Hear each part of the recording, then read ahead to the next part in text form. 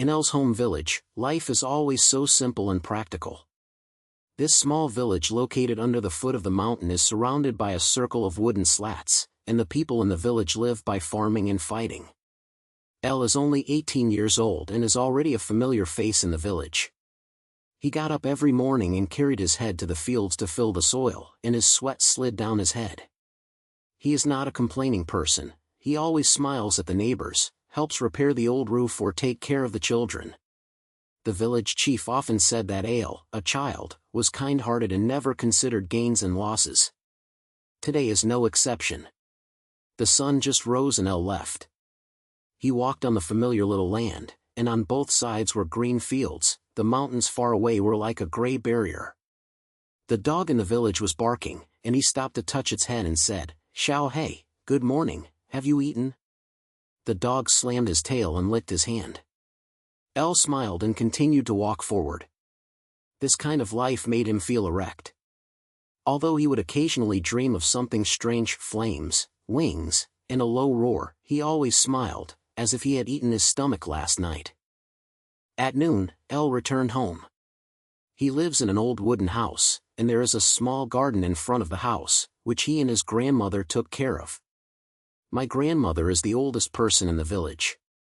She is 70 years old and her hair is as white as winter snow. She was sitting on a bamboo chair at the door, crafting a basket. Elle walked over and picked up the bucket and gave it to her. "Grandma, drink some water. The fields are so hot." Grandma raised her head, her eyes were gentle and tired. She took the bucket, took a sip, and said, "Elle, you dreamed again last night, right? I heard you turn over and over." Elle was stunned for a moment, sat down and wiped his sweat. "Yes, it's that dream again. It's always a firework, and I feel like something is calling me. Maybe I'm too tired." Grandma's eyebrows slightly raised. She put down the sack and held Elle's hand. "Children, it's not a problem of fatigue. You have something on you, but no one else in the village." Elle thought strange and laughed. "Grandma, you said these again. What's the matter?" "I'm just an ordinary farmer." But Grandma's eyes became serious, and she pulled him into the house and closed the door. The light in the house was a little dim, only a chicken of oil was lit. Grandma took out an old cloth from the wooden box, wrapped in a black hanging trunk with strange symbols engraved on it, like a twisted flame. "This is the family thing, passed down from my grandfather's generation. Elle, you heard me that the dragons were killed by human troops 1,000 years ago. They did not say that they really existed. Those dragons, with fire, wind, water, soil, and all elements of power. Their blood was hidden in some people." Elle heard it, his heartbeat accelerated. He slammed his head and tried to laugh at this topic. "Dragon? Grandmother, that's all old stories." The village chief said that it was to scare the child. But Grandmother held his shoulder hard, and his voice was quiet and steady. "It's not a story, child. Last night's dream is a sign. Look at this hanging wall, it's glowing." Elle lowered his head, and the hanging wall was indeed slightly flashing, and a red light overflowed from the symbol. He was startled and took a step back. "How is that possible?" said my grandmother. "Because you have dragon blood. Your father once told me that he was awake too. But he chose to hide, fearing to be chased by those who are afraid of dragon tribes." A sudden strange scene broke out outside the village, like a thunder sound far away, but there was no cloud in the sky. Elle felt a warmth in his chest, and a force surged from his body. He raised his hand, and a small group of flames emerged from the palm of his hand, jumping like a living thing. Grandmother was shocked. "Oh my God, Elle, you did it." Elle widened his eyes, shook his hands tightly, and the flames were shaking, but he felt a burning all over his body, as if there was a wild beast in his body restless. "What is this?" "Grandma, I can't control it." Grandma grabbed him and said, "This is the dragon magic, the beginning of all elements. You can control fire, wind, water, and soil. But it also means danger. In the war thousands of years ago, the dragon tribes wanted to revenge, and humans killed them with magic and weapons. Now, their souls are awakening, and you may be the key. El sat down, his brain buzzing. He wanted to deny it, but the force was still rushing inside, leaving him breathless. Why is it me? How will the people in the village look at me? Grandmother was angry and said, because you are a descendant of our family. The pronouncing that the dragon's blood will lead them to revenge. But you are kind-hearted, El, you can choose not to go that path. The war brings pain, not glory. They sat together, the air in the room became heavy. El took a deep breath and tried to calm his mood. Grandma, I don't know what to do. This is too powerful, I'm afraid of hurting others. Outside, the sound of the bell in the village is the signal for the end of the lunch break. El stood up and helped his grandmother clean up the hanging wall. I have to go to the field to finish work first. Let's talk later. Grandma clicked her head, but her eyes revealed her grievance. Remember, kid, you are not alone. But this journey may change everything. El walked out of the house, the sun was still high. He looked at the mountains and thought, this dream was not over, but beginning. The neighborhood and the village asked him to go over to help. He smiled and pretended that everything was normal, but he knew in his heart that ordinary days had gone far away.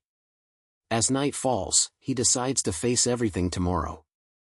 When El got home, it was already dark and a roar in the village lighted up. He pushed open the wooden door, and his grandmother was still sitting on the old bamboo chair, holding the black hanging in his hand. The air in the house is a bit hot, and the oil lights sway the light and shadow, making everything look like an ancient dream. El, sit down, we have to talk. When my grandmother said, her voice was light, with an unavoidable force. He pulled over a low stool and sat opposite his grandmother. Crows are coming outside the window, reminding the arrival of night. Grandma, I kept thinking about what you said in the afternoon. El rubbed the head of the head and tried to make himself sound calm. That power, it scares me. I don't want to harm the people in the village, but I feel it is turning inside, as if it is about to explode. Grandma pointed the head and sent the sling to him. This is not your fault, child. This is the call of blood. The war thousands of years ago was not the entire dragon clan. Some of their descendants hid in places that were rare. Your father once mentioned that there was an old magician in a mountainous area called Shadow Valley. He is a human, but he knows the secrets of the dragon clan and may help you control this power. El picked up the hanging wall and felt it heat up slightly. He smiled and tried to make a peaceful and elegant atmosphere. Shadow Valley? Isn't that the danger zone mentioned by the village chief? It's a mountain road full of wild animals and mists. I'll go there, what if I don't come forever? Grandma held his hand, her eyes fixed. I know it's difficult, but nothing you can't do happen. The shadow of the war is about to subside again. The dragon tribe's revenge has never really been extinguished. Their souls are awakening.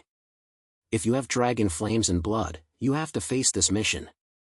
Find the magician, who can teach you how to grasp elements without being controlled by it. They calmed for a moment, only hearing the sound of the wind blowing through the leaves outside the house. El took a deep breath and said, Okay, I'll go. But grandmother, where are you? The village needs your care. Grandma smiled and patted him on the shoulder. I'm old, child.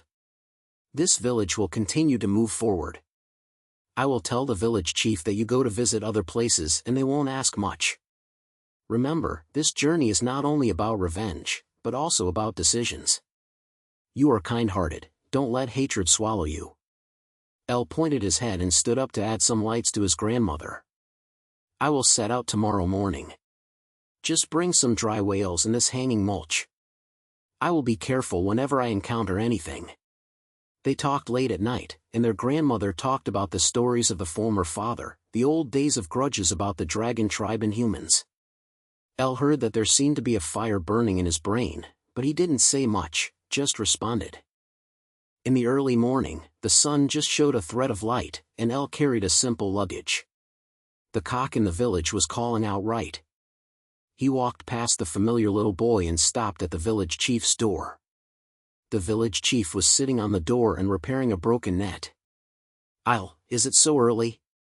"Are you going to the field?" The village chief raised his head and asked, his face full of patterns, and he smiled like an old friend. El was suspicious and said in a casual manner, "No, village chief. I plan to go outside to explore relatives. Grandma said that there is someone on my father's side, and maybe it's time to go and see it." The village chief put down the net, stood up and patted his back. "Oh, that's good. It's always good for young people to go out for fun. Remember to be careful on the road, it's hard to walk on the mountain road, don't encounter those wild animals." El pointed his head and felt a stinging pain in his heart. He wanted to tell the truth, but he swallowed it back when he spoke. "I'll be careful. I'll tell the neighbors that during this period of time when I'm not here, the work in the field will be put on first." The village chief smiled. "Don't worry, we'll take care of it. Go, don't let the opportunity slip away." When he said goodbye, Uncle Lee from the neighbors walked out of the house, holding a bag of bread in his hand. "Here, do you hear you're leaving? This is for you, eat on the way." Uncle Lee stuffed him a bag, his eyes with concern. "You kid, you have been helping everyone since you were young. Now when you go out, remember to take care of yourself." El answered, "Thank him," his voice was a little bit shabby. "Thank you, Uncle. I'll be back." They shook hands and said goodbye. El turned away, his back looked sure, and there was a piece of cake hidden. The wooden slats in the village soon disappeared behind him, and Al stepped onto the mountain road. The road is narrow, with grass on both sides, and gray peaks far away, like a huge barrier. He walked for a while and felt the power in his body restless again. The hanging wall was hot in his chest, and he stopped and took a deep breath and tried to make it. "It's dead, why is this always the case?" he said to himself and continued to move forward. Afternoon, the sun was high and a strange cloud appeared in the sky, like a twisted shadow moving.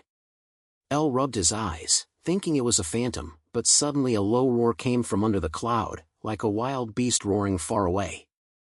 He accelerated his pace and turned over a sway, and a small clear spring appeared in front of him. Next to him was a stranger, wearing a ragged cloak, with gray hair, like a wandering trunk. "Boy, are you from the village?" The stranger raised his head, his eyes flashing with a strange light. "I just came down from the mountain and saw you carrying your bags. Are you going to Shadow Valley?" El was stunned for a moment and said calmly, "How did you know?" "I'm just passing by." The stranger smiled and stood up. "My name is Carl, and I used to be a hunter. Now, I know something. The dragon's blood is awakening again. You have that smell." El took a step back and touched the pendant unconsciously. "Do you know the dragon?" Carl pointed at the head. "It's not just about it. I've met their fellow citizens, deep in Shadow Valley. An old magician is there guarding their secrets. His name is Iran, and he can teach you to control elements. But be careful, there are alien creatures on the road, those monsters left by the war, who will chase the dragon's blood." They talked, and Carl shared some tips, such as what paths to avoid. El heard it, thinking that this man seemed to be true. "Thank you, Carl. I'll remember." After saying that, he continued to walk forward. Carl swung his hands and disappeared into the forest. The mountain road became steeper and steeper, and Iyer felt his physical strength was being consumed, but that power became stronger. He saw a strange mark in front of him, like a huge claw printed on the soil. "I thought to myself, this is probably the sign that my grandmother said." He accelerated his pace, and the wind blew in the mountains, bringing a sense of turmoil, which made him feel refreshed. As the night faded, the valley far away was visible. He decided to find a place to rest and go deeper into the Shadow Valley tomorrow. The road was still long, but he knew that the journey had just begun. El continued to walk forward. The mountain road became narrower and narrower, and the trees on both sides were like high guards, holding the sun. The dew in the morning was still hanging on the leaves. He walked past a stream, which was so clear that it could see the stones below.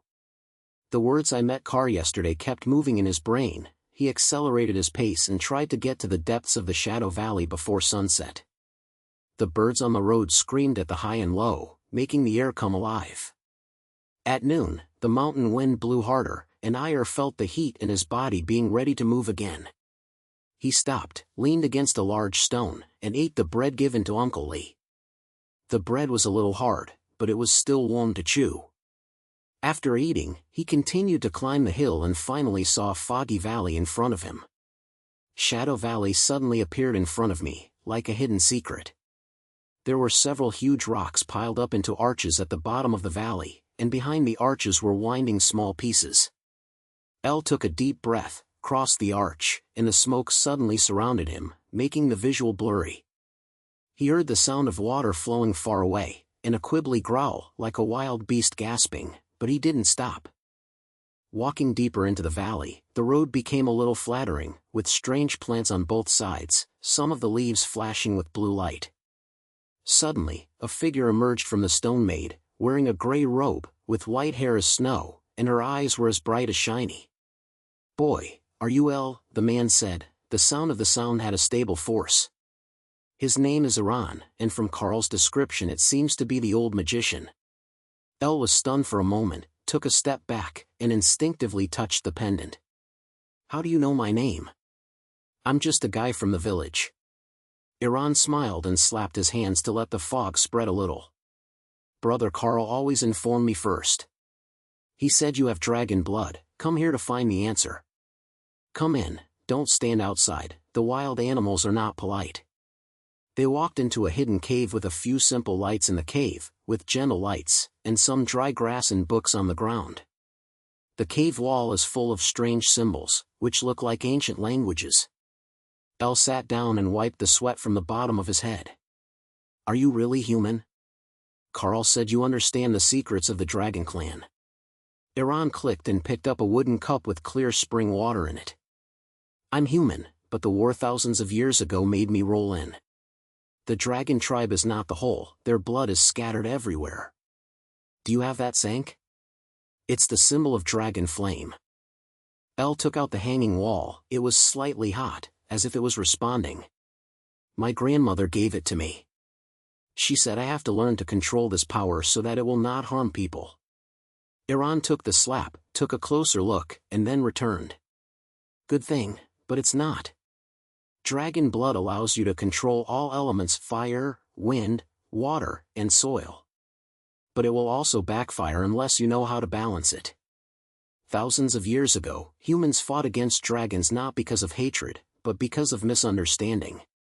Dragons defended the balance of the world, and people were afraid of their power and launched an attack.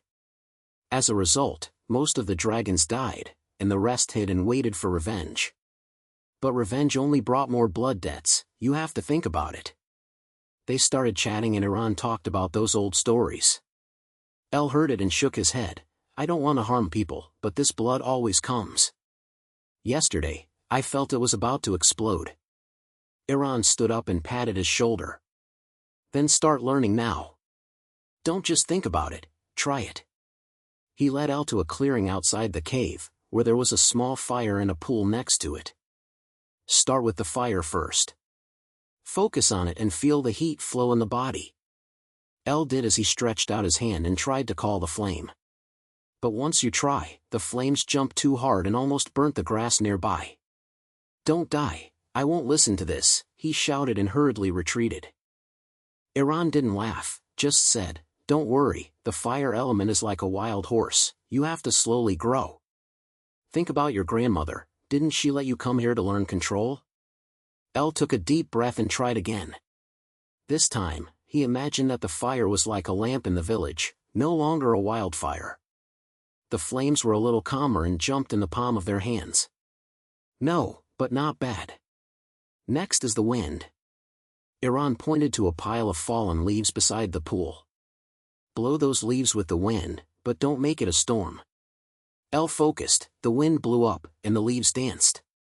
But when he was nervous, his wind became stronger, and he made Iran's robe slap. "I can't control it," Al shouted. Iran walked over and held his hand. "Speak, child. Dragon blood is not a curse, it is a gift. But the war shadow is about to descend. The dragon tribe is awakening. They want a revenge, you have to choose. Being kind-hearted is a good thing, but you have to be sure. They took a break and Iran gave Elle some wild fruits to eat. Eating the fruit, Elle asked, "What about water and soil? How to learn it?" Iran smiled, "Step by step. The water element is in the pool, and the earth element uses this piece of land." They continued to practice, and the water element made Elle learn faster. He could make the water in the pool float slightly, like a small ripples. The earth element was difficult. He tried to make the soil on the ground form, but only made a twisted earth block. "This is too difficult, I'm afraid I can't do it well." Iran looked at him with a very gentle look. "It's normal to be afraid. Thousands of years ago, I learned these because I was afraid. War is not a simple match. You have the opportunity to make a decision. Don't let hatred control you, learn balance, and you can become stronger." The sun gradually tilted westward, and they practiced until night. Elle was exhausted and sat on the ground gasping for breath. Iran sent him a water bag. "Stay rest and continue tomorrow. Remember, this journey is not only for strength, but also for yourself." As night fell, the wind in the valley blew the lights and shook them. They continued to talk about some small things, and Iran talked about the adventures they had encountered since before. Elle heard it, feeling that he seemed to have become clearer about how to take the next step. Outside the cave, there are sounds of wild animals coming from far away, but it feels safe here. He picked up the hanging wall and tried the fire element again, which was even more convenient this time. Iran's pointing, "Okay, that's right. We'll dig deeper tomorrow." The words were not finished yet. They heard that there was something strange about the outside, but they didn't think much about it, just continued to prepare for the next day's training. The night was getting deeper, and the strange sounds outside the cave became clearer. It was not the simple roar of the wild beast, but like a messy stomp and a low roar. Iran stopped the light beside his hand and said, "It doesn't matter if you hear it, we have to go out and take a look. The forest in Shadow Valley is not a place to get angry." Elle rubbed his eyes and stood up to follow him. He also remembered that the practice just now was hanging around his neck and felt a little hot, as if reminding him not to relax. They grabbed the simple tools, a handful of old swords and a few small cloth bags, and pushed the stone door at the entrance of the hole, and the smoke immediately rolled over. Walking out of the cave, the clearing at the entrance of the forest was shining with the moonlight. Trees are like silent sentries, with branches and leaves rubbing against each other and making rustling sounds. Iran's leader walked in front, his steps were steady, and he said to Elle, "Boy, remember what I said just now, magic is not just about power. The elements of fire and wind will reflect your emotions. If you let the fear lead, they will become mutant wild horses. Focus on your sling, it is your stake." Elle pointed at the head, holding the sling tightly, and felt a warm current swaying from the palm. "I understand, but the last time I tried the fire, it almost burned my hand. I couldn't control it in a real situation." Iran smiled and patted his back. "No one is perfect from the beginning. One thing that happened to me in the war, balance is not born, it is something you come step by step. Look ahead, there is tranquility in the forest." They walked forward along the little ones, with a thick leaf falling on the ground, and every step they took was crisp. There was a strange smell in the air, like burnt soil and the breath of wild animals. Suddenly, a group of figures emerged from the tree, the black shadows swaying and the red light in their eyes. Elle looked closely and saw that it was several affected wild animals, which were twice as large as the usual wolf, and there were strange flickers on the fur. "Do you die? Are these remnants of the dragon clan?" Elle asked in a low voice, and Iran pointed his head and grabbed his arm. "Yes, Shadow Valley is an ancient energy-gathering place. The dragon blood rushes to wake up, and the wild beasts have changed. Don't be stunned and prepare your elements."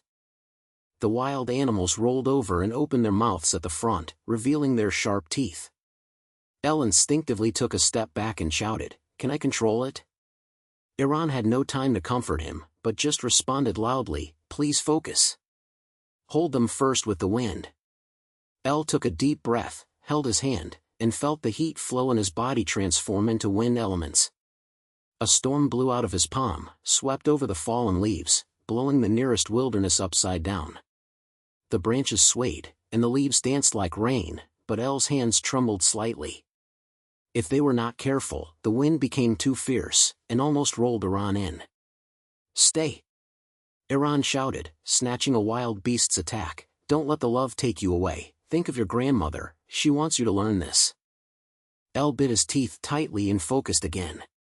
This time, he imagined that the wind was like the light wind in the valley, no longer the violent wind. The wind was a little calmer and forced the wild animals to retreat to the tree. Another wilderness emerged from the side and rushed to El. Iran shouted, "Fire! Use fire to scare it." El pointed his head, stretched out his other hand, and summoned the fire element. The hanging wall emitted red light, and a group of flames beating in the palm of the palm. He swung hard, and the fireball flew towards the field, scorching its fur, allowing it to retreat with a mournful sign. "No, but don't stop," Iran said, and the tip of the sword pulled the other claw. As the battle fell into chaos, El's brain buzzed and he shouted, "This is so chaotic, I'm afraid it will backfire." Iran responded with the opportunity, "That's because you don't believe in yourself completely. Look at your skull, it's helping you balance. Keep it." Radially, El found the rhythm. Use wind and fire alternately, first blow away the fence shape of the wild beasts, and then use fire to seal their retreat. A wild beast finally fell down, and the rest of the experience was not good, so he howled and fled deep into the forest. El gasped, leaning against the tree, sweat flowing down his face. "I did it," he asked, his voice strikingly surprised. Iran rubbed the blood on the sword and pointed out, "You did it, it was not perfect, but this was the beginning. Those wild animals were just signs, the influence of the dragon resurrection was spreading, and the shadows of the war were approaching the human territory step by step. You have to think clearly, where to stand." They continued to move forward, left the battle scene, and found a clean stone to sit down. The sound of the forest is quiet, leaving only the horns and the sound of water far away. Iran took out some wild fruits from the bag and gave them to Al. "Eat something and restore your spirits. In the war thousands of years ago, I saw too many people swallowed by hatred. You have dragon blood, this is a gift, not a curse. Learning to balance can help resolve conflicts, rather than adding it." El chewed the fruit, pointing his head. "I don't want to harm others anymore, but these wild animals have proved that things have begun. What about next time? Do we have to warn the village?" Iran looked far away, his eyes calm. "Maybe, but we have to go deep into Shadow Valley to find out the source of the Dragon Clan people. Come on, we can't stay here for too long, there will be more silence at night." They stood up and continued to move along the little corner. The moonlight illuminated the road ahead. Ire felt the heat of the Sank was gradually stable, like a reliable partner. Iran walked around and told some stories from the past, talking about how to do the next practice, and the smell of fire still remained in the air. Deep in the forest, there seems to be a bigger secret waiting. They continued to walk along the little one, the forest under the night became denser, and the burnt smell of wild animals remained in the air. El followed behind Iran, holding the hanging hand slightly hot. He tried to take a deep breath to slow his heart down. "Those wild animals just ran away," El said, "but I felt something still staring at us in the forest." Iran pointed his head, his eyes swept over the shadows around him. "Yes, Shadow Valley has more than just wild animals. Those strange guys are just the impact of the edges, and the real trouble is in it. Come on, we have to speed up our pace and get to the site before dawn." The little one gradually narrows, and the trees on both sides are like a living wall, with branches and leaves intersecting each other, holding the moonlight. They stepped on the damp leaves, and their feet were particularly bright in the quiet. Suddenly, a fog rose from the ground and surrounded them in his eyes. El coughed twice and opened the white fog in front of him. "This fog is so weird, it feels like something is moving in it." Iran grabbed his sleeve. "Be careful, this is the trap of Shadow Valley. In ancient times, the Dragon Clan used magic to set up the boundary to prevent outsiders from coming in. Don't move your element unless necessary." They groped forward, and a low buzzing sound came from the fog, like a hive far away. Suddenly, the ground sank, a hidden trap opened, and the vines emerged from the soil, trying to capture El's legs. He instinctively stepped back and started to call the wind element. "Foam, please blow it." A light wind blew out from his palm and swept the vines aside. Iran quickly pulled out the sword and cut off several bulging vines. "No, your control is more stable than it is. Remember, these traps are alive, they react to your actions." El took a breath and wiped his sweat. "I understand, but it feels like fighting with myself. Every wind turns into a violent wind, and I will kill us too." Iran smiled and continued to lead the way. "Boy, you have dragon blood. This is your advantage, not a problem. Come on, tell me, how much do you know about dragon clans?" They walked around, their fog was thin, revealing the stone path ahead. El thought for a moment. "I only heard old stories, saying that the dragon clan was destroyed 1,000 years ago because they were too powerful and humans were afraid." Iran shook his head. "It's not completely right. The dragon clan was not purely destroyed, they themselves had problems. When the Dragon King and humans fought against foreign enemies, they betrayed their allies at the end of the war. He said that he wanted to occupy the source of magic alone, but it caused great disaster." El paused and asked, "Then why do I have dragon blood? Is this a curse?" Iran turned to him, his voice becoming severe. "It's not a curse, it's a double-faced blade. This sling is one of the things that can seal the power of the blood so that it won't get out of control. But it will also release the truth. Think about it, can humans and dragons coexist? Or is it destined to be a war?" El slammed, "I don't know. I grew up in humans, and the people in the village will be afraid of me. But if the dragons recover, they may bring balance." They continued, and the stone road led to an ancient stone arch with strange runes engraved on it. "Balance?" Iran's voice was a little excited. "Do you think it's simple? Thousands of years ago, the Dragon King betrayed humans and stole artifacts, and the dragon tribe collapsed. Those people are now awake. They not only want revenge, but also want to bring back everything. If you use blood to help them, humans, you will be regarded as an enemy." El retorted, "But what if we were wrong? Those wild animals became like that because of energy ejaculation. If we found a magic weapon, it might be able to stop the war and make peace between the two sides." Their discussion slowed down and the air was full of tightness. Suddenly, a shadow appeared from behind the door, a protective shape, like a translucent dragon shadow, with eyes flashing with blue light. "Outsiders," it said in a low voice, "why do you swear the ancient rest?" Iran raised the sect and El stood in front. "We are not enemies. We come to find things and try to understand the truth." The guardian spirit floated in the air, surrounding them and slammed them. "The truth? Then face it, the young dragon-blooded descendant." It stretched out its claw and touched El's pendant. In an instant, an illusion surged. Ire felt that he was in a battleground 1,000 years ago, with fire everywhere, and the dragon tribe and humans fighting side by side. King Dragon was tall and mighty, his roar was shocking, and he turned around to attack human allies at the critical moment. Blood flowed into a river, and the inside of the dragon tribe was also divided, part of it was scattered, and part of it fled into hiding. In the illusion, King Dragon held a magical artifact in his hand, the stone that could seal blood. He whispered, "The power will never be shared." El looked at everything, his chest tightened. "This is betrayal." The illusion fades, El slams his head, and returns to God. After the guard spirit retreated, "You see, the young descendant. The Dragon King's ambitions are terrifying. Now, choose your way." Iran said, "El, this artifact can help you control the blood, but may also be used to deal with the Dragon Clan.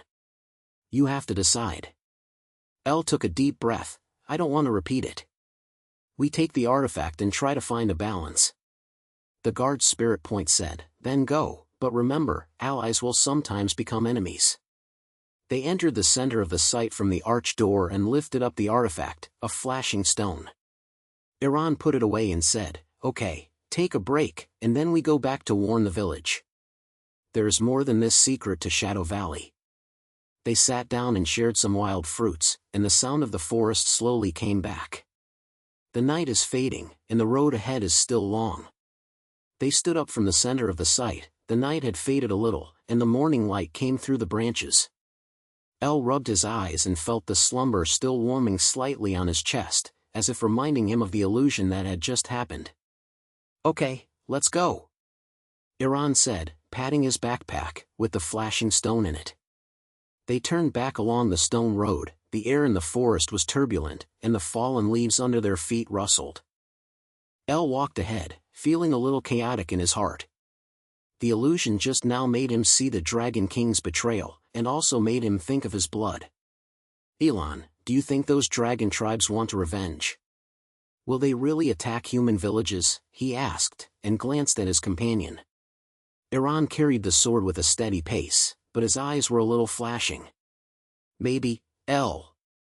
The war that had been 1,000 years ago left too much hatred. Those people were hiding in the dark and would move when the opportunity came." They continued to move forward. The little ones became narrow, and the trees on both sides seemed to be trying to swallow them. El tried to open the illusion and walk carefully. "But we took the magic weapon, can we stop them? If I learn to control the blood, or maybe I can talk about anything." Iran stopped and turned to look at him. "Talking about it? Boy, you're too naive. The Dragon Clan never makes any sense. They just want to tell everything back. Think about it, you're grown up in human form and have dragon blood. This makes you an outsider." Ellis Browden said, "I'm not an outsider. I have friends and family in the village. They are afraid of me, but they also need me. When all dragons come back, we have to find a way to peace." Iran snorted and continued to walk. "Peace? It's easy to hear, but it's actually a war. Do you remember the Dragon King in the illusion? He was originally in charge of humans, but he stole the artifact. Allies turned their eyes and turned into enemies. Their voices roared in the forest, causing several birds to fly away in panic. Suddenly, the air became heavy and a low growl came from the bushes. Al policeman stood up and grabbed Iran's sleeve. "Wait, something is following us." The surrounding fog began to gather again. This time it became denser, as if it was about to cover the visual line. A group of figures emerged from the shadow of the tree, transformed creatures, which looked like wolves but had different green lights in their eyes. Their fur is twisted and they have a magical corruption. "These guys are the guardians of Shadow Valley," Iran said in a low voice. "Someone is controlling them." A leading creature rushed towards El, and he instinctively started his hand and called the wind element to blow the attack. "Fong, push it." Fong blade swept over and forced it back a few times, but more came from behind. Iran pulled out the sword and cut it off. Don't be stunned. Use your blood, but don't lose control." They stood with their backs to each other, fighting to make their breathing quick. El glanced at Iran's action, a little uneven. Iran's magic is too familiar with it, as if waiting for these creatures to appear. "Iran, do you know these things will come?" El asked in a flash, and punched the fire element and burned a creature's claws. Iran split the other and gasped, "I don't know it completely, but Shadow Valley has an eye line. These varied creatures were released by the Dragon Tribe's people to test the invaders." El's heart sank. "Test? Then why did you bring me here? Can you contact them?" Iran was silent for a few seconds, and the light flashed. "Boy, I'm doing the big picture. The village needs this artifact, but the Dragon Tribesmen want to get it back. I originally wanted to help you, but I also have to protect my secret." As soon as he said that, El was stunned. The battle continued, and he used the earth element to build a wall to hold the creature's impact. "Your secret? Iran, you are my ally. But you have never said you have anything to do with the Dragon Clan." Iran cut off a creature's neck and turned his head, "Because I can't say it. I am human, but I have worked with the Dragon Clan people. They promised that if I helped find artifacts, the war would not affect the village. El, you have blood, they see you as a key. But I have to think about more people. Ire felt like his chest was being grabbed, and the fire element was beating in his palm. Then do you think of me? Once they come, what should I do? Where's my family? He shouted, and a storm almost broke out. Iran grabbed his shoulder. Speak, I'm not trying to harm you. But as the war approaches, you have to choose. Be loyal to humans, or hear the call from blood. King Dragon betrays his allies, don't repeat the overturn. The creatures retreated a little, as if waiting for orders, and the air was full of tightness. El took a deep breath and undermined the power of the element. I choose myself. I can't let the past repeat itself. He turned to the creatures. Who are you? Tell your master, I'm not a tool. From the biome, a vague sound came, like coming from a distance. Young Dragonblood descendants, do you think you can escape? The war has reached the door.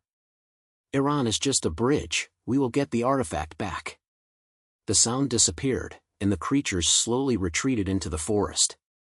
They stood gasping, wiping their sweat. We have to go quickly. Those guys may come back. Els pointed, but his eyes were cold. Iran, from now on, I will make my own decisions.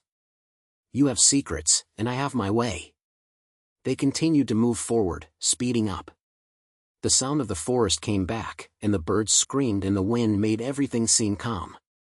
As the sun rises, they see the silhouette of the village far away. After we get to the village, we have to warn everyone.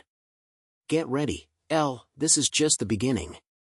They speeded up their pace, the road was still long, and the challenge ahead was waiting. They speed up their pace, the shadows of the forest became increasingly sparse, and the silhouettes of the villages far away became clearer.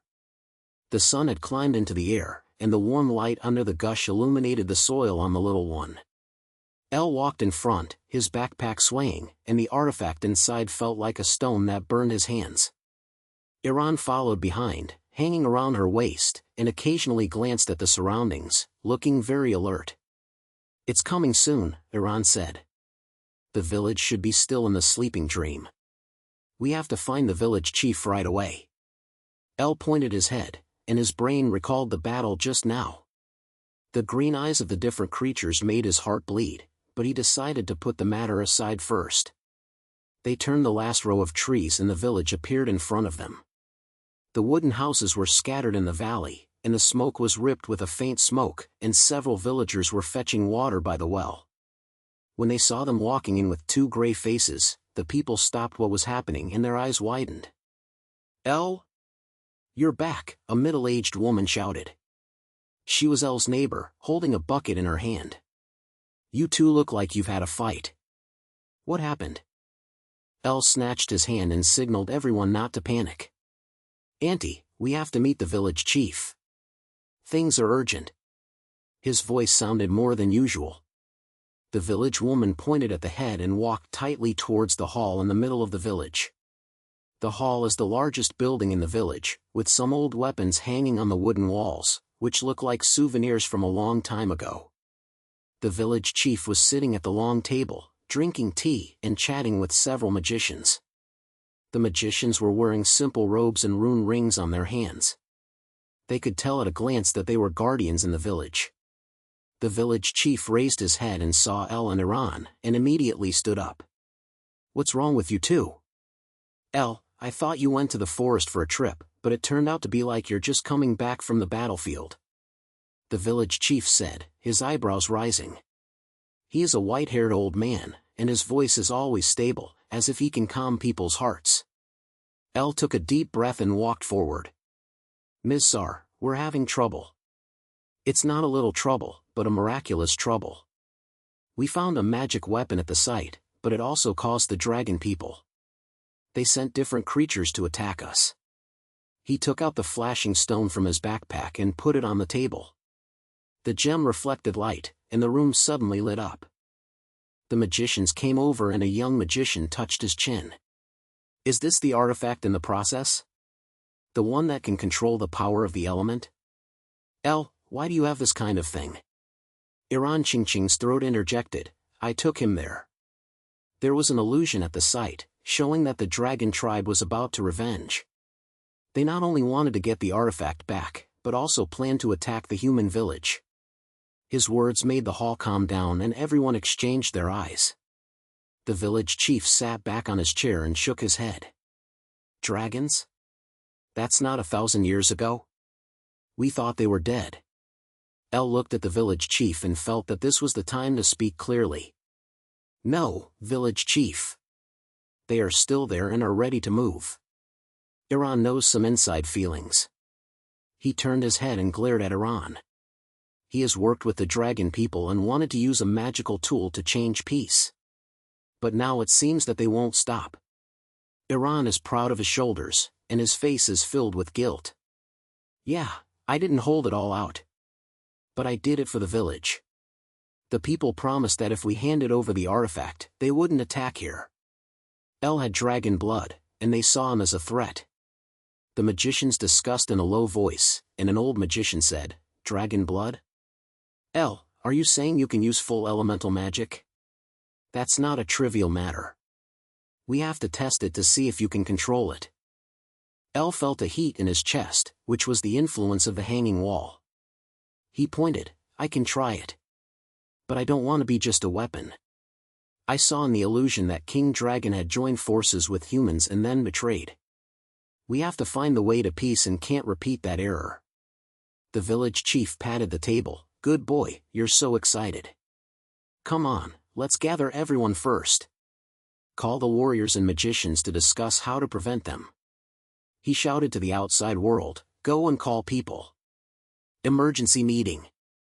Soon, the big house was filled with people. The warriors came in with swords and shields, and the magicians sat on one side, chanting the mantra in a low voice. El stood beside the village chief, feeling like the leader for the first time. He cleared his throat. "Everyone heard me. We got the artifact, but the dragons will come and snatch it. They sent creatures to test us, and the next step might be to attack directly." A warrior took action. "Then what should we do? Just rely on these people in the village?" Iran responded, "We can use artifacts to strengthen our defense. El can control elements and surround the village." He looked at El. "Boy, it's time now. Let's see your blood." El points to the head and walks out to a clearing space outside the hall. The magicians followed, and he took a deep breath and started his hand. "Flower, gather." A wind blew up, rolling up the fallen leaves on the ground, forming a barrier. The warriors were shocked. "Oh my God, he did it." The old magician walked over and said, "It's not bad, but it's a little more stable. Come on, try the fire element." El focused, and a group of fireballs beating in his palm. He felt the heat of the hanging wall, and controlled it tightly without causing the fire to grow. "Does this work?" "It's okay," said the old magician, "but you have to practice. Every battle is coming, we need you to be stable." The meeting continued and the village chief assigned tasks. Warriors, check the wall. Magicians, prepare the runes. El, you and Iran are talking. You two look like you are interested. El and Iran walked under a big tree outside the hall. The sun shines with shadows and birds yell on the branches. "Elon, why didn't you say it earlier?" El asked. His voice was not so angry. Iran leaned against the tree. "I'm afraid you don't trust me. The village is my home, and I don't want it to be destroyed. But you're right, we have to cooperate. It's not for me, it's for everyone." El thought for a while. "Okay, I believe you. We will face this battle together. But next time, just say something." Iran smiled. "The deal is done. Then go back now and help me plan. The dragon clan may be nearby." They walked back to the hall, and people were already drawing maps, discussing how to use artifacts to create traps. El joined the discussion and proposed to use his elemental power to defend the entrance of the village. As time flies, the air in the village becomes tight, but it also fills the feeling of group connection. Everyone is busy and ready to face the challenges that are coming. The night is getting worse, the lights lit up the village, and preparations are still continuing. The night slowly covered the village, and the lights were swaying by the windows, and the people in the village were still busy strengthening the walls. El and Iran stood under the tree, leaning on their shoulders against the rough seams, and their eyes looked towards the edge of the forest. The woodland looked magnificent in the moonlight, and the shadows swayed like ghosts. The meeting was just over, and the village chief assigned the task. Everyone went to prepare and left behind their two responsible information. "We have to go and explore the camp of the dragons," Iran said in a low voice, his voice keen. He took off the sword from his waist and checked the sword blade. "I've been there before and know where the entrance is. Those people are hiding in caves under the foot of the mountain, and they don't have much patrol, but the patrol is very strict." El clicked the head and felt the artifact in the backpack was slightly hot. "Okay, then how do we go in?" "Will they find us?" he asked, touching the hanging wall around his neck, which seemed to remind him of his own blood. Iran squatted down, drew a simple map on the ground, and used his fingers to plan the way out. "This is the village, here is the forest. We walk along the stream and avoid the main road. The dragon tribe is most afraid of water elements. Whenever they encounter guarding, you can use wind or water to suppress them. I know their weaknesses because I tried to discuss with them." He looked up at El. "I didn't say it early, because I was afraid that you would get angry. But now, we have to cooperate." El thought about it and agreed. "Okay, then I'm responsible for hiding the trail. You lead the way." They simply packed up some things, a knife, a bottle of water and a magical artifact, and then sneaked out of the village. The night wind blows, bringing a touch of silence, and the leaves rustle and rustle. The woodland is surrounded by, and they start moving forward. El walked in front, using the wind element I learned about, allowing the branches to sway and cover their pace. "Is that so?" he asked, his voice softening. Iran followed behind, his eyes slapped around him. "No, keep going. Remember, their sentries have the ability to watch the night, so don't make the wind too obvious."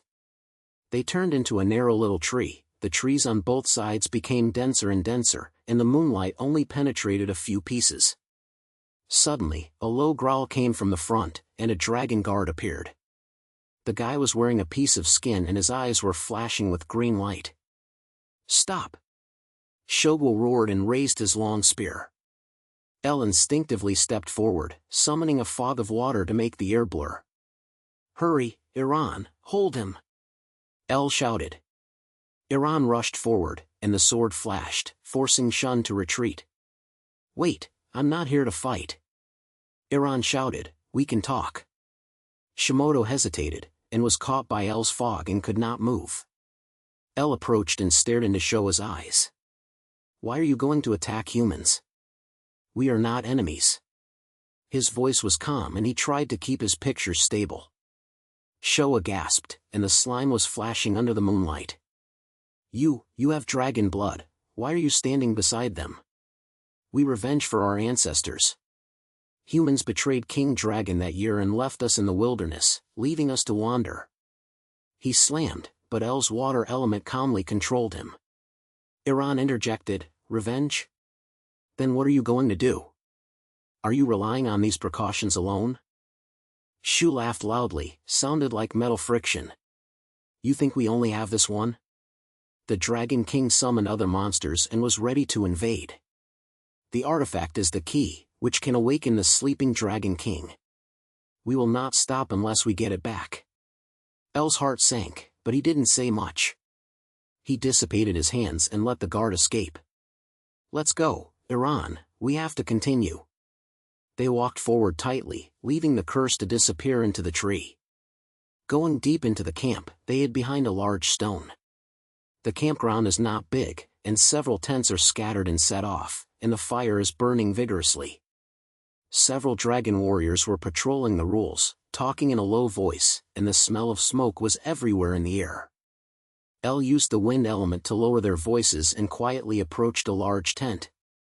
"Speak," Iran's low words, "that's a high-level meeting." They approached the tent, and El dug a small hole with the earth elements to make the sound come out. Inside, a rough sound came out, and that was the Dragon King's messenger. "The plan is smooth, and the monster army has been gathered. We use magical tools to open the ancient gate and then directly storm the human village. Don't forget that joining other races is the key, werewolf and troll, and we will join. Another voice responded, but that boy, he has full elemental blood. What about him interfering? The messenger hummed, kill him. The magical weapon belongs to us, and revenge cannot be defeated. El and Iran looked at each other, and Iran was light. We heard it, we should go back.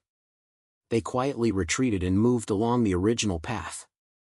Outside the camp, El used fire elements to light a small cluster of light to illuminate the road ahead. Do you think they really will have a joint attack? El asked. Iran said, it seems. At least we know the weaknesses. They rely on the artifact, we have to start first. They speeded up, the woodland became increasingly sparse, and the village's lights were flashing far away. Back at the village, they saw the guard patrol at the door. El raised his hand and signaled, we are back, there is important information. The village chief heard the silence and walked out, carrying fatigue on his face. Where are you going? Say it quickly. Iran briefly explained what he saw. We need to speed up the preparations when the dragon tribe wants to join forces with the monster invasion. The village chief pointed, okay, we'll meet right away. Come on, everyone comes in. It was getting deeper, and the lights in the village continued to light up, and people began to gather, ready to face new threats. Ale felt more determined, and the responsibility on his shoulders seemed to have become a little lighter. Things are still going on, and they have to continue to figure out a way. The night has not completely receded, and the lights in the village have already lit up in a row. The village chief brought everyone together in the open space in the middle of the village. There were several rough wooden tables, and people held weapons or tools in their hands, and their faces were full of exhausted and calm expressions. El and Iran stood beside the crowd, and Iran said to El in a low voice, we have to guard the temple first, that place is their goal. Remember the weakness of the dragon tribe, the water element can hinder their armor. El slighted his head, his shoulders moved slightly, and he felt the sling began to heat up again. Okay, I'm responsible for the water and wind. You bring people to set up defense lines. They joined the discussion with the village chief Chingching's throat and spoke loudly. Everyone heard that the dragon tribe is coming. They will carry werewolves and trolls, with the goal of the temple around us. There is an ancient boundary, and we can't destroy them. A young villager asked, we have few people and their army is big, what should we do? Iran walked forward and patted his shoulder, we use their weaknesses to deal with them. Dragons are afraid of water, and werewolves are afraid of fire. El has elemental magic, and we have to cooperate with him. El didn't say much, but just clenched his fists and pointed them. He knew he had to stand up, but he had been blinded by the words in his brain. Humans had betrayed the dragon clan. The village started moving and the people were divided into teams. El and Iran took a group of people to the temple, which was on a small hill east of the village, surrounded by sparse trees and piles of stones. The Temple of Holy See itself is a large stone arch with blurred runes engraved on it, which looks like it will collapse at any time. Iran guides everyone to dig traps and build wood. Put the bucket here, and whenever they come over, they will be pulled out. He said, poking the ground with a sword. El approached the temple and touched the runes on the arch. Can this thing still work? He asked the old man next to him. The old man was the guardian of the village and said with a head, the boundary is weak, but you have dragon blood, which may be able to activate it. El thought for a while, put on his hands and tried the summoning element, which made the air shake slightly. A ray of light came to the rune, but it soon became dark. Not enough, he murmured, turning to Iran, I have to try in a fight. Before dawn, a low roar was heard far away. The Dragon Clan army arrived, and first several figures emerged from the forest, followed by groups of werewolf and trolls. Their steps sounded like thunderbolt, and the air was filled with the smell of soil and smoke. The village chief shouted, prepare. They are coming. El and his teammates hid behind the stone, and Iran pulled him and said, remember, don't fight hard. Use elements to drag time. The battle broke out. The Dragon Clan guard rushed to the temple first, and a leader with a green film. He danced with a long spear and shouted, humans, hand over the artifact. Ella rushed to summon the water fog, causing the ground to slip. Several werewolves slipped and howled and retreated. Iran rushed up, and the sword flashed, slashing a troll's leg. Now, he shouted. El took a deep breath and felt the penis burn. He tried to release the forbidden surgery for the first time, and the dragon blood in his body was like a volcano erupting, and elemental power surged out. Wind, water and fire appeared at the same time, and a whirlwind wrapped in water droplets and crashed into the enemy, blowing several dragon guards and flying. The head saw it, stopped and stared at Elu. You are the descendant of dragon blood. Why help people? His voice was rough, like a metal scratch. El stood up straight and met his gaze. Revenge will not end everything. We were allies, humans and dragons, he said, maintaining the elemental barrier. The head laughed loudly and let his subordinates stop. Alliance? Humans killed our king, and we're going to take it away. Now we're going to get it back. If you join us, you can survive. Iran interjected from the side, and the drama was still dripping with blood. Revenge will only bring more dead people. We can talk, without fighting like this. The leader sneered, concerning? It's too late. He raised his spear and rushed towards El instinctively reacted, releasing all the power of forbidden art. A pillar of fire rose from the ground, swallowing the headless leader, causing him to retreat and roar. Ale felt weak, but he also knew his potential better. Stop, he shouted, this is not the road. The battles around are still continuing. The villagers fought with traps and weapons, the werewolf howled and retreated, and the trolls were trapped by the water elements. El turned around and shouted to the teammates, everyone is persistent. We are not fighting alone, using our hands and elements to protect the home. His words cheered everyone up, and a villager shouted for replies and swung the enemy. In the future, the Dragon Clan army retreated. The leader disappeared into the forest with his slaughtered soldiers, leaving behind a messy trace on the ground. El leaned against the arch of the temple, and Iran walked over to help him. You did it, that forbidden technique is so fierce, Iran said, patting his back. El was pointed, but there was a slight slash in his heart. The Dragon Clan's words made him think more. The villagers began to clean up the battlefield, and the village chief walked over and said, we hold on, but they will come back. We need to prepare for the next time. El stood up and looked at the forest far away. Yes, we continue. They walked back to the village together, the lights were still swaying, and the sounds of people were reverberating at night. The matter is not finished yet, but everyone knows that the road is still long. After the battle ended, El and Iran walked back to the village with the people in the village. There was still smoke and blood in the air, and the ground was scattered with broken weapons and werewolf fur. Everyone was tired, but no one stopped what was happening. The village chief instructed several villagers to carry the injured person into the house, while others began to repair the replenishment column. El leaned on the wooden table in the middle of the village, with his shoulders sore, and he turned to look at Iran. What do you think of the leader of the Dragon Clan? He said that humans betrayed them, and I always hear this story. Iran wiped the blood from the sword and sat next to him. Yes, I heard the story.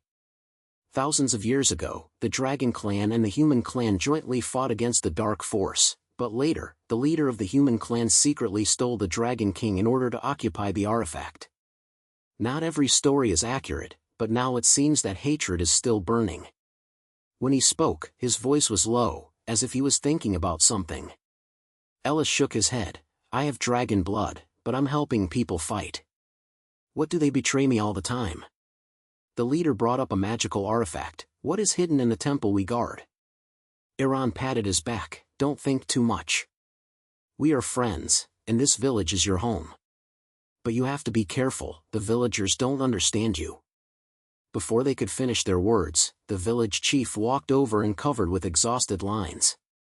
Ellen, Iran, you're here. We have to open a meeting, everyone has something to do. The village chief called everyone to gather in the open space and set up a few oil lamps, which shook in the night. The villagers sat in a circle, and some people were holding the tools they used. Village Chief Ching's throat, we have guarded the temple, but the dragon tribe will come back. The battle just now reminded me of one thing. You have dragon blood. This is our advantage, but it may also be a break. When will you turn to it? A middle-aged villager immediately answered, yes, You defeated them with elemental magic, but the song called you a descendant of dragon blood fertilizer. What about all the traps? We worked hard to guard the village, and it was hard to rely on a half-dragon and half-man. His words made the people around him start to whisper, and some people echoed, and a young woman said, my daughter was injured in the battle. If lost control, we will be all done. Stood up, clenched his fists, but did not get angry. I understand your concern. I am not an enemy. I grew up here, and I have been raising firewood in farming fields with everyone since I was a child. I used magic to guard the temple, not for the dragon clan, but for all of us. He looked at the village chief, but the leader's words reminded me that the humans in history have done wrong things. We cannot just treat revenge, otherwise this circle will never be over. Iran said from the side, I'll set it right. We have to find out the truth. Remember, during the battle, I saw a villager doing something weird. The guy named Roan was supposed to be running towards the forest by the trap. What about every incident? His words fell into the pond like a stone, causing a stir. An old man shouted, Roan? That boy is always mysterious. The last time he went to the city to buy something, it took him a few days. The village chief said, wait, I'll check it out. But now, we can't fight inside. If you can control the magic, continue to help us. Otherwise, we have to think of something else. The villagers started to quarrel. A slander pointed at I'm going to be the village chief. If did not prove herself, how could we trust it? Another woman grabbed his sleeve, don't worry, he saved us a few times. Give him a chance. Took a deep breath and tried to keep it calm. Okay, then I'll show you. I'm going to go to the temple to activate the boundary again. If I succeed, I can strengthen the defense line without having to fight alone. His voice made the noise a little less, and the village chief was a little bit, that's it. But we have to guard against rapists, too. Iran, go and check on Roy. As everyone scattered, it was getting brighter and the birds in the village were yelling, as if reminding the days had to continue. And Iran were walking back, their feet heavy. You really want to go back to the Temple of Holy Sea? Iran asked. Pointed, it's not for proof to show them, it's for themselves. I have to figure out the blood and the secret behind the artifact. Iran smiled, then I'll go with you. Remember, no matter what, we are teammates. When they walked to the village, the forests far away were still static. The village chief called out a few villagers to patrol the rules, and everyone began to divide the work. Ire felt a sense of determination rising in his chest. He knew the road was still long, but at least this step, he had to walk on his feet. And Iran walked on the edge of the village. The sky was not completely lit up, and the morning fog was like a thin layer of trees wrapped around it. They carried simple bags, some dry and harnessed, and stepped on the damp soil, making a light pop. Glanced at Iran beside him and said, You really want to go with me? The place in the sanctuary is rich. We encountered trouble last time we went there. If the dragon tribe came back early, we would be alone and helpless. Iran carried the sword, shook his shoulders slightly, and replied with a smile, isolation and no help? With you, the dragon blood, who dares to say isolation? I know the risks are high, but we are teammates, aren't we? Last time in the battle, you used fire element magic to scare the werewolf. If you can activate the boundary, our village will have an additional barrier. Come on, tell me, your plan will make all boundaries unscathed. Rubbed his arms and felt that yesterday's battle still had soreness. The plan is simple. I have to use the elemental power in the blood to wake up the core of the holy temple. Remember what the village chief said, those ancient runes require dragon blood to be exposed. But I was worried about the villagers' suspicion. They were still moving in my brain yesterday. If we succeed, They would trust me more. If we fail, it would be even more irritating. He stopped and pointed to the hill far away. The holy temple is right there. Walk for another half an hour. Be careful of the silence along the way. Whenever there are scouts from the dragon, we have to take action first. Iran pointed his head and his eyes became profitable. Okay, let's go and watch. You're right, trusting this requires action evidence. Just like the time you saved the village, I know you're not an enemy. But those villagers, they only see the surface. Remember that guy Ron? Yesterday I mentioned that he ran to the forest, and the village chief didn't find out. If he was really a gangster, we had to be on guard. They accelerated their pace, and the trees on both sides of Shaoluo became sparse, revealing the stone silhouette of the sanctuary. The walls outside the Hall of Holy Hall are covered with moss, and there are several stone pillars at the entrance, like tired guards. El pushed the door open, and the air inside was filled with a smell of earth. He took a deep breath and said to Iran, "Come on, I'll try to activate the boundary first. You keep watch at the door. If there is any movement, call me immediately." Iran leaned against the door and pulled out the blade to check the blade. "Remember, don't be strong. If you feel wrong, we'll withdraw. Don't forget that I'm behind you."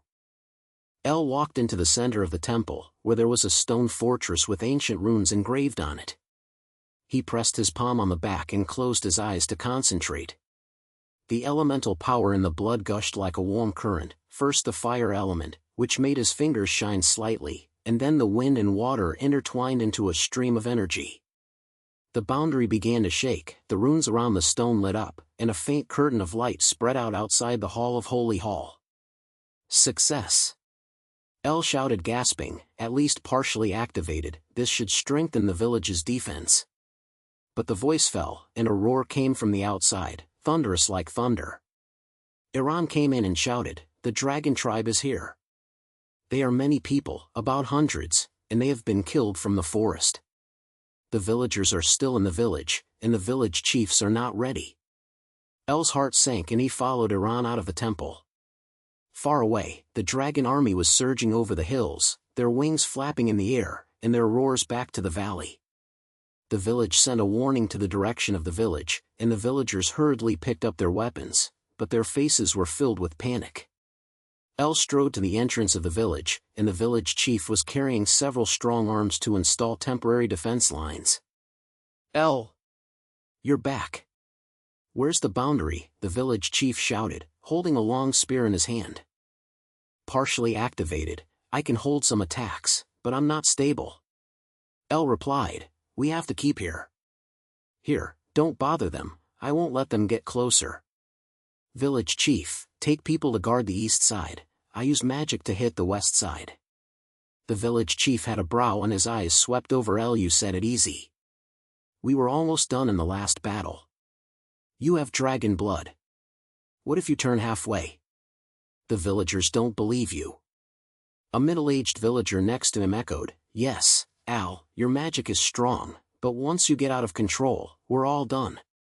Ale looked into the village chief's eyes and said with a sound of determination, "I'm not an enemy, I'm a part of it. Looking at me, I'm using magic to help everyone now. Where is that guy Luo? He's the problem. Have you checked it?" His words made the village chief stunned. The woman next to him said in a low voice, "Roan is still in the village just now, why don't you see it?" At this moment, the dragon leader descended from the air, with a huge body, and a cold light flashed. He raised his claws and shouted, "Human traitors! Your boundary is just a flash of flowers. Al, my descendant of dragon blood, why should we protect these traitors? Thousands of years ago, they stole us and occupied the artifact. Now, you should come back."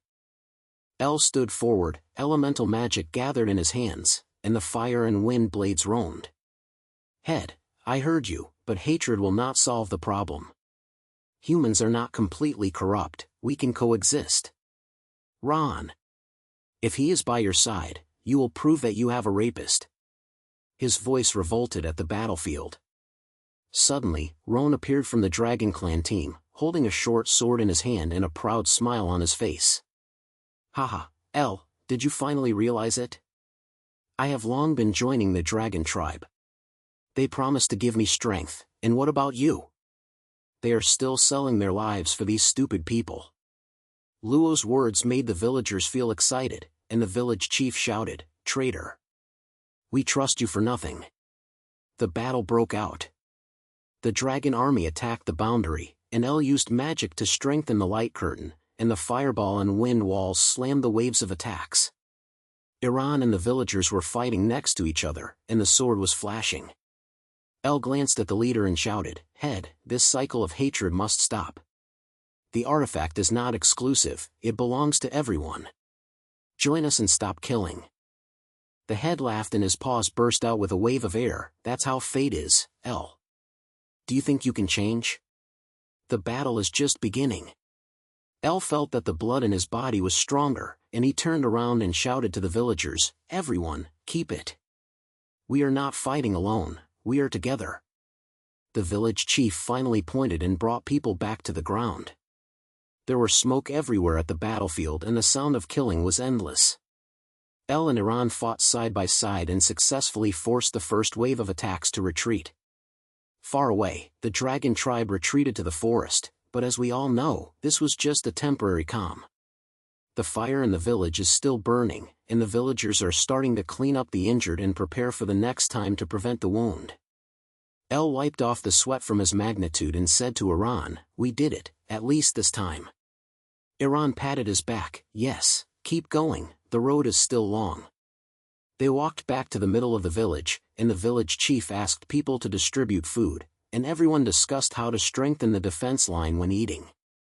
The battle of the war slowly calmed down in the village. The villagers were busy lifting up and down the weapons and helping to wrap the wounds, and the air around the fire was still burnt.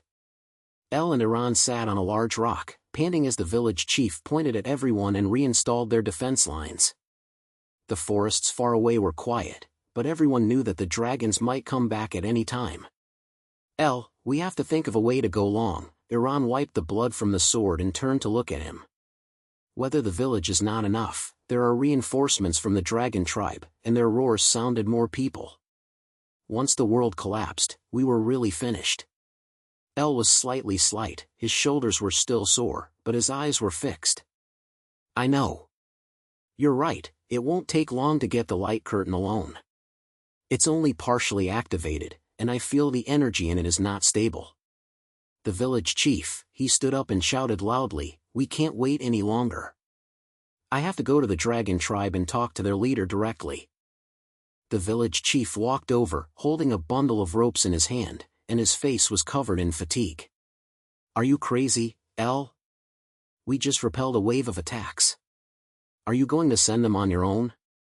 The villagers are still suspicious that you have a dragon blood. If something happens to you, who will guard here?" He paused for a moment and looked at the people around him.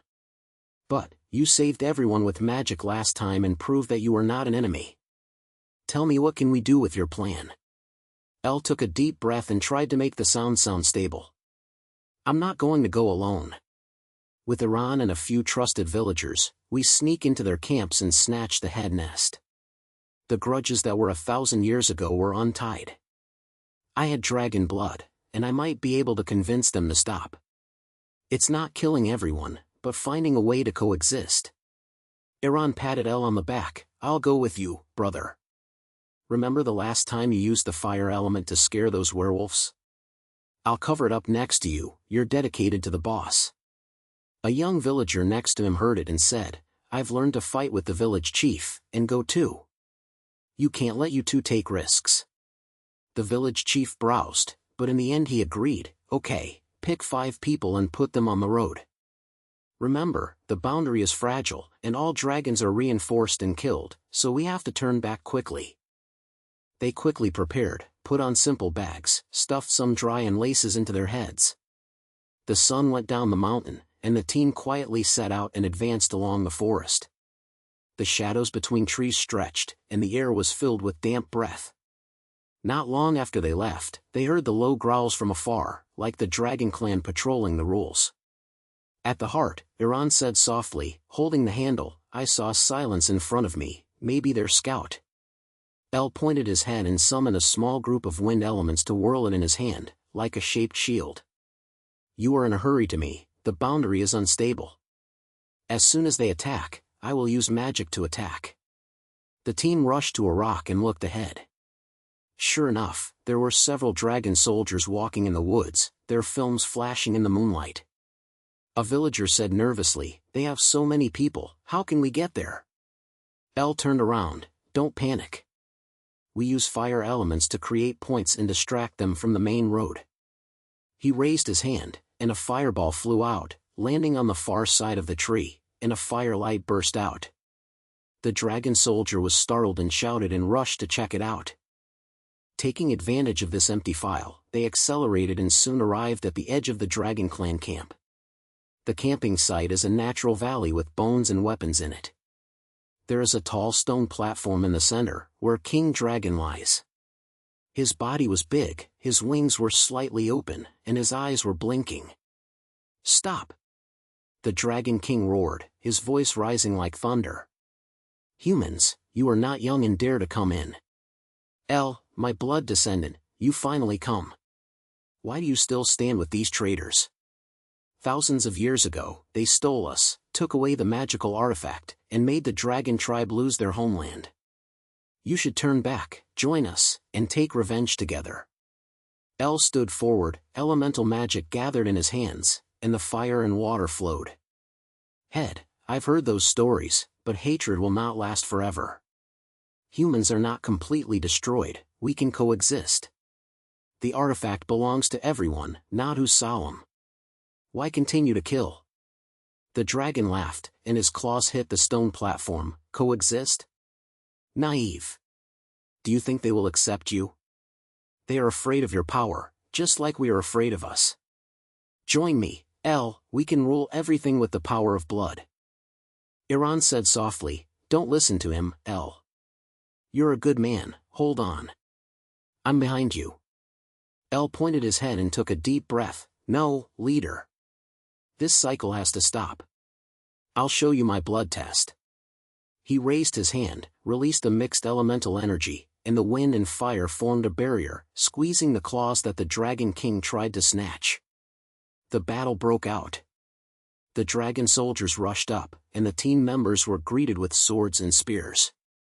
El focused on it, strengthening the remaining energy of the boundary, allowing it to spread around the site and prevent reinforcements. Iran shouted, to the left. A big guy is coming." El turned around, threw out a fireball, and forced the enemy back.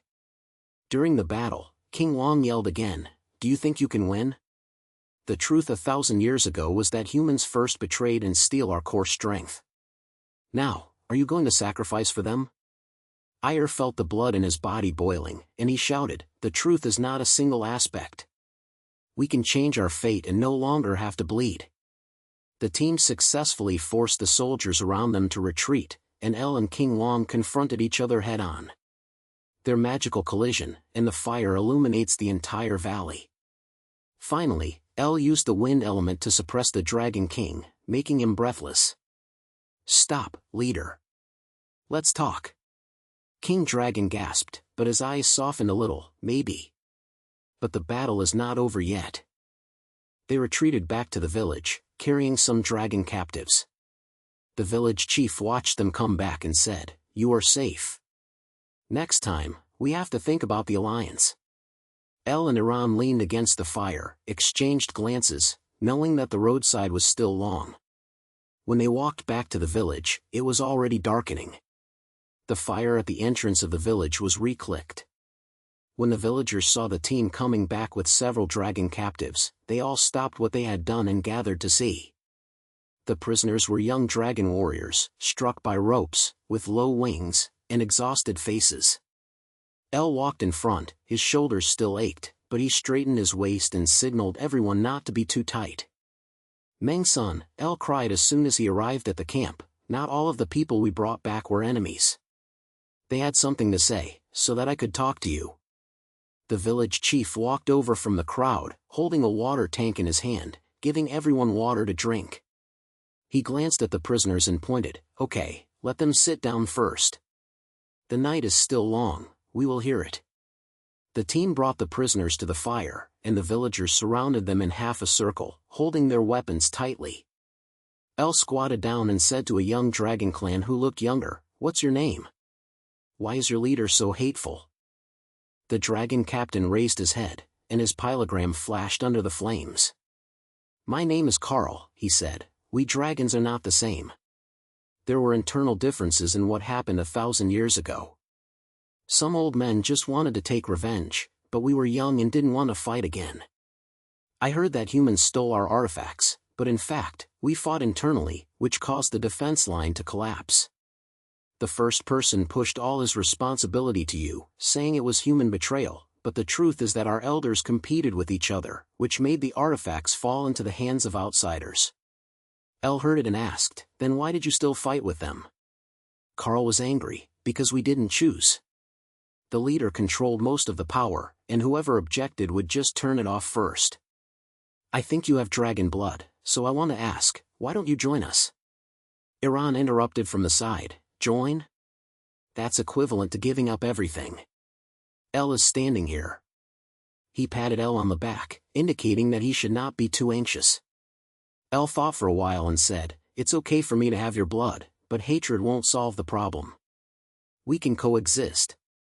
Tell me, if we let you go, are you willing to help me?" Another prisoner, "My name is Lena, and some of us have long wanted to stop. If you can prove that humans are not enemies, we would convince the rest." After hearing this, the village chief coughed and said loudly, "Okay, I'll give them some food first. Don't worry, we are not wild animals. After talking this time, I can see that there are good people in the dragon clan.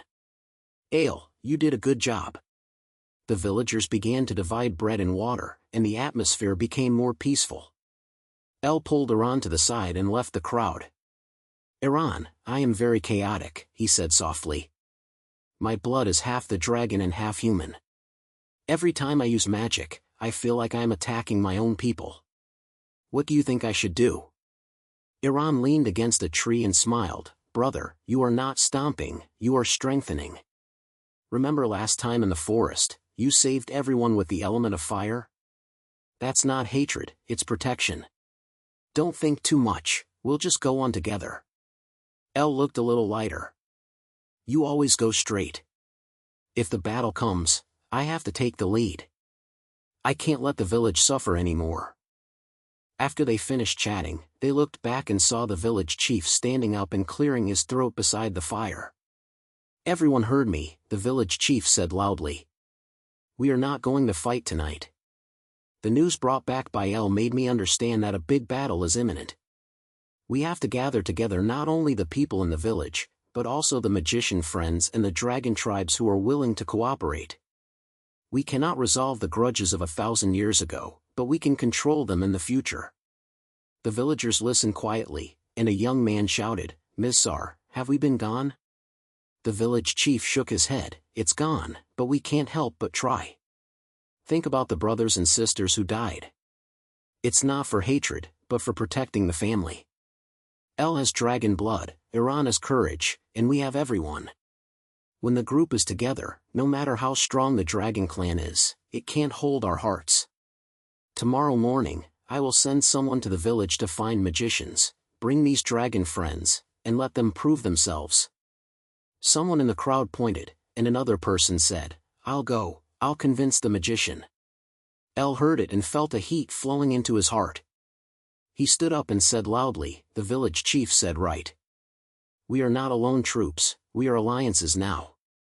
Let us prepare for the battle." It was late at night, and the villagers began to divide the work. Some sorted out their weapons, and some contacted allies. Carl and Lena were arranged to rest in a small shed, and the village chief sent someone to guard it, but they were friendly. El and Iran sat back to the fire again, and Iran gave him a piece of bread. "Eat some, I'll be busy tomorrow." The sound around was getting smaller, leaving only the crackling sound of the fire, and everyone was preparing for the coming challenges. The next morning, the air in the village was still filled with moisture from night. El and Iran set out with a small team of men. The village chief saw him off, holding an old sword in his hand, showing a calm expression on his face. Go, El. You are not alone, we are all with you. The villagers next to him agreed, some carrying weapons, and some carrying simple magic props. Those dragon captives who were willing to cooperate, such as Carl and Lena, also followed. Their wings were loosely slapped, and although they were still a little distrustful, everyone knows that this is the beginning. They walked along the winding mountain road and soon arrived at a broad plain. There is the place where the Dragon Clan army gathered. Far away, groups of dragon warriors occupied the high ground, there slivered in the morning light, like a group of moving flames. The leader of the Dragon Clan stood in front, a tall and burly dragon man holding a long spear flickering the red light in his hand. You're here, his voice rumbling, like thunderbolt, will humans and traitors come to die together? El took a deep breath and walked forward, and Iran followed behind him. Head, we are not here to fight, El replied loudly. We talked last night. Carl and Lena told us the truth. The war thousands of years ago was not that humans betray you, but that you were fighting within yourself. The Elders' powers made the artifact fall into the hands of outsiders. Why do we repeat it? The head laughed loudly, and the sound returned to the plain. Young man, who do you think you are? Just because you have a little dragon blood, you want to change everything? The hatred that our dragon tribe was engraved in your bones. You humans stole our things, and you want to reconcile now? It's too late. He snatched his hand, and the warriors behind him began to move, and their wings flapping out their air. Iran pushed El lightly. Don't talk to him, he just wants to play. Remember what we said yesterday, just join the group. El pointed at the head, feeling a heat flowing from the body. He started to call out the element of wind and fire. A whirlwind suddenly rolled up in the air, scattering flames, forcing the closest dragon warriors to retreat. Everyone! Al shouted, we are not here to kill, but we must protect ourselves. The battle broke out. The members of the alliance were scattered, and the villagers used bows and arrows and magic to fight against the front of the Dragon Clan. Carl and Lena joined, their wings flapping, venting small storms to help humans with the attack. El, thank you for giving us the opportunity. Carl shouted, our young dragon tribe doesn't want to bleed anymore. Iran danced his sword, snatching the claws of a dragon warrior. Brother, be focused. Your magic is the key. El rushed towards the leader, his two fingers flashed towards the light of the entire element. Sir, stop, he gasped, I have your blood, I know that kind of slaughter. But hatred will only bring more pain. Listen to Carl and the others, they are your tribe, not enemies. The leader suddenly slammed out a long spear, and a pillar of fire rushed El. El reacted quickly, using water elements to build a barrier, and resolved the attack. You said right, I have dragon blood, but I also have human hearts. Let us end it all. The battles around became increasingly fierce. The magicians came from the neighboring village and joined the battle. They released flashes and stone walls to protect the alliance. We are here to help, a magician shouted. The village chief said, the group can only be one. Lena flew into the air and called out to other dragon tribes, brothers and sisters, don't listen to the leader's rights again. The truth is that we have broken the defense line by ourselves, not human error. Stop! The leader roared and attacked El again. This time, he used his best to release a huge dragon flame. Ire felt the elements in his body boiling. He closed his eyes and focused his mind, fusing the four elements of wind, water, fire, and earth into a group of light. No, leader, I won't let you destroy the future. El shouted, knocking the light to his opponent. The light hit the dragon flame, and a dazzling spark burst out, shaking the entire plain. In the chaos, Iran hurried to El, hold on. We are all here. El grabbed Iran's hand. Iran, thank you for always supporting me. This is not my battle, it is ours. The leader was shrunk by the light, and he gasped, with cracks on the piece. Car flew over and stood in front of the leader. Head, it's over. Looking at me and the others, we don't want to fight anymore. Let's talk. The head was stunned. He looked at Carl and Lena, then swept around. The battle slowly stopped, and the Alliance members and the dragon warriors were gasping for breath and put down their weapons. "You," the leader said in a low voice, "you are right. I was blinded by hatred. The inner struggles 1,000 years ago were our fault." El walked forward. "Then start now. We can rebuild. Dragons and humans, live together." Everyone gathered together, and the atmosphere changed from tight to peaceful. The village head and the magician began to discuss the details of peace. Carl patted El on the shoulder. "You did it, brother." Iran said with a smile, "Of course, he has us." The headline, "I will take the remaining dragons and rebuild our home. No more revenge." The sun rises, and the plains are filled with new hope. El looked at everyone and felt that the journey was over. They are not heroes, they are just ordinary people, but they have changed their fate. "Come on," El said, "we'll go back to the village and start a new life."